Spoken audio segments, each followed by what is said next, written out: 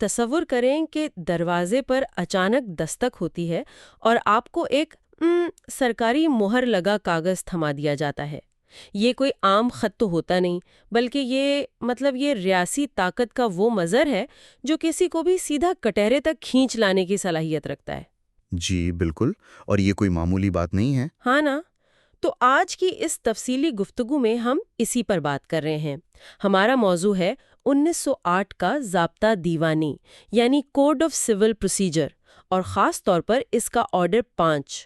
ہم یہ دیکھنا چاہ رہے ہیں کہ عدالتی نظام کس طرح قانونی طور پر کسی کو طلب کرتا ہے۔ اور دلچسپ بات یہ ہے کہ یہ 1908 کا قانون محض کچھ خشک اصول نہیں ہے، مطلب یہ ریاست کی طاقت اور ایک عام شہری کے حقوق کے درمیان ایک توازن قائم کرنے کی بڑی باریک کوشش ہے۔ بالکل، تو شروعات یہیں سے کرتے ہیں۔ جب کوئی مقدمہ دائر ہوتا ہے تو مدعا علیہ کو جو باضابطہ بلاوا بھیجا جاتا ہے اسے سمن کہتے ہیں، صحیح؟ جی ہاں، بالکل۔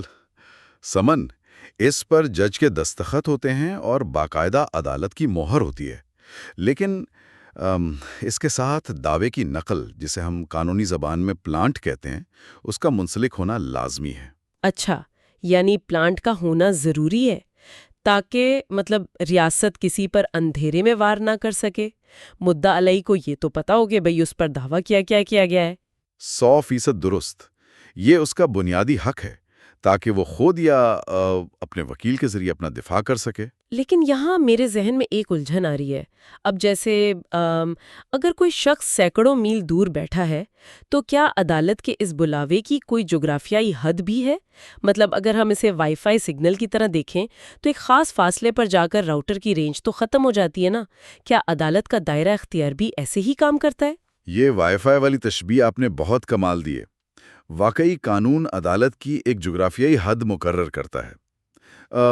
آرڈر 5 کے اصول 3 اور 4 کے تحت اگر کوئی شخص عدالت کی مقامی حدود سے باہر رہتا ہے تو اسے ذاتی پیشی پر مجبور نہیں کیا جا سکتا۔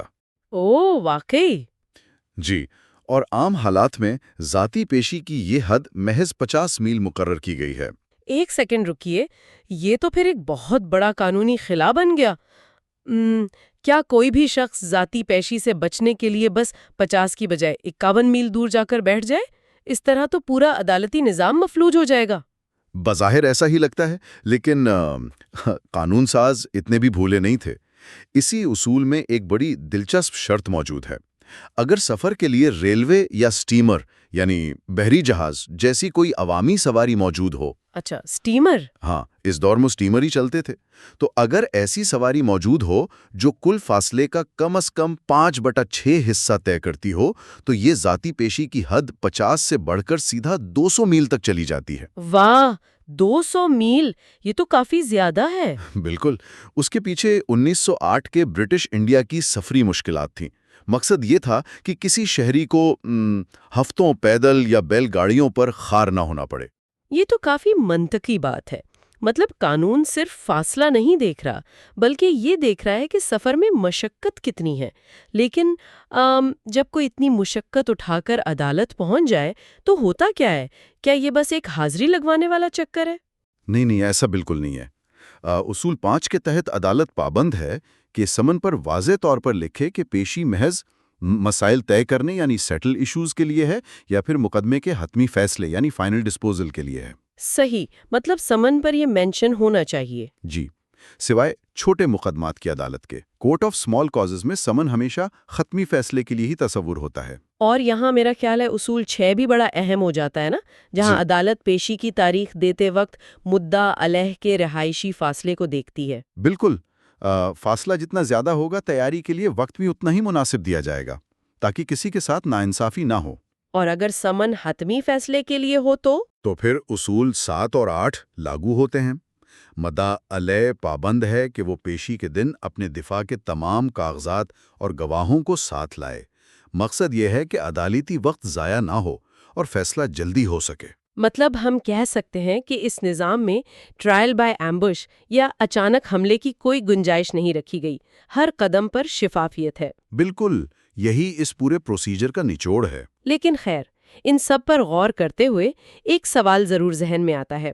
1908 میں تو قانون نے ریلوے اور اسٹیمر کو دیکھ کر فاصلے طے کر دیے۔ جی آج کے اس ڈیجیٹل دور میں جہاں ہم فائبر آپٹکس اور زوم لنکس کے ذریعے پلک جھپکتے دنیا کے کسی بھی کونے میں پیش ہو سکتے ہیں، تو سوچنے کی بات یہ ہے کہ کیا ہماری عدالتوں کو آج بھی انہی پرانی سواریوں اور فاصلوں کے پیمانوں کا محتاج رہنا چاہیے، یا اب وقت آ گیا ہے کہ پیشی اور دائرہ اختیار کے تصور کو ٹیکنالوجی کے حساب سے بالکل نئے سرے سے وضع کیا جائے؟ یہ یقیناً ایک ایسا پہلو ہے جس پر بہت گہرائی سے سوچنے کی ضرورت ہے۔ You are watching Legal Gupshup and GK with MD, your source for legal, historical, and breaking news. Don't forget to like, subscribe, and share for more informative content.